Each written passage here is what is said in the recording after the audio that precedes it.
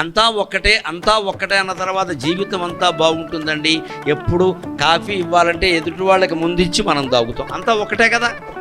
అందుకని మన స్వార్థం ఉండదు. ఇంకా ఏదైనా ప్రయోజనం కలిగితే ఏకస్వాదు నభుంజీత అన్నారు. తీపి పదార్థం ఏదో తింటున్నాం, మన ఎదురుగా ఎవరైనా ఉంటే వారికి పెట్టి మనం తింటాం. అదే చిన్నపిల్లలు అనుకోండి, వాడు సగం కొట్టేస్తాడేమో లోపలికి వెళ్ళి తినేసి వస్తాడు. చిన్నపిల్లలు అలా ఉంటారు. పెద్దవాళ్ళు కూడా అలాగే ఉంటే అలాగా.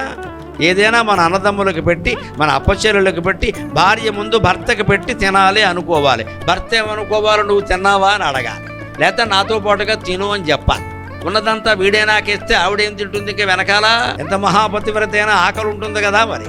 అందుకని ఆవిడేమో ముందు భర్త తినాలి అనుకోవాలి, ఈయనేమనాలి తినాలి కదా అని తినేసి వెళ్ళిపోకూడదు. ఇక్కడ ఉంటే తిను, లేకపోతే మానయ్య అంటే మన్నాడు ఉండడం కూడా మానేస్తా. నాకే పెడుతున్నావు, ఎంతసేపు నువ్వు ఏమైనా తిన్నావా అని అడుగుతూ ఉండాలి. అడిగితే సంతోషిస్తారు, ఎలాగో తింటారు, కానీ మనం అడిగితే సంతోషిస్తాం. ఇదే శివత్వం.